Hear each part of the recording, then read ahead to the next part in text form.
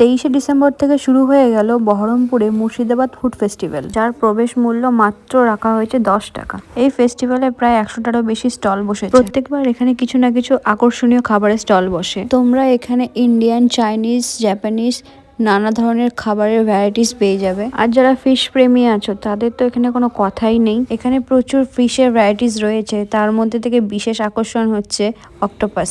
যারা যারা octopus test করনি তারা দেরি না করে টেস্ট করে ফেলো। এছাড়াও এখানে নানা ধরনের candy stall, litti chokha stall, কুলহার pizza stall বসেছে। আমি গিয়ে প্রথমে তাস্তিরের চিকেন শোরমা ট্রাই করলাম, যার প্রাইস ছিল 129।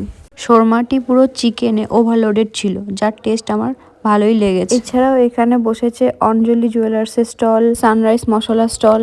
আর এইবার ফুড ফেস্টিভ্যালে সব থেকে বিশেষ আকর্ষণ যে স্টলটিকে রয়েছে সেই স্টলটি হলো কোয়ালিয়া। এখানে তোমরা সুশি ভ্যারাইটিস পেয়ে যাবে, ভেজ নন ভেজ দুটোই পেয়ে যাবে তোমরা এখানে। Avocado, chicken, prawn, tuna, salmon, fish সব ধরনের সুশি পেয়ে যাবে তোমরা এখানে।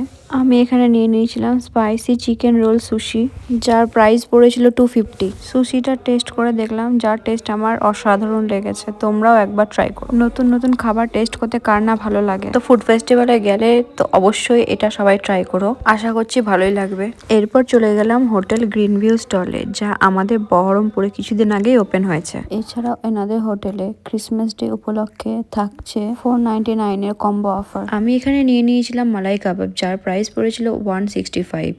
এর টেস্ট আমার খুব ভালো লেগেছে। তারপর চলে গিয়েছিলাম লাভ স্ট্র ক্যাফে স্টলে।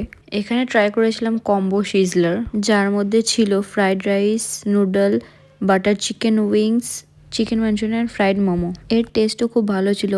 সব থেকে বেশি ভালো লেগেছে আমার ফ্রাইড মোমোগুলো। আরো একটা জিনিস যেটা বিশেষ আকর্ষণ করেছে এবারে, বেনারসের স্পেশাল মালাইয়া, এটার টেস্টও খুব ভালো ছিল। খাবারের স্টল ছাড়াও তোমরা এখানে দেখতে পাবে 4 হুইলার, 2 হুইলার আর ফ্রিজের স্টল। যারা জানো না তাদের জানিয়ে দিই, এই ফেস্টিভ্যালটি চলছে বহরমপুরের ওয়াইমে।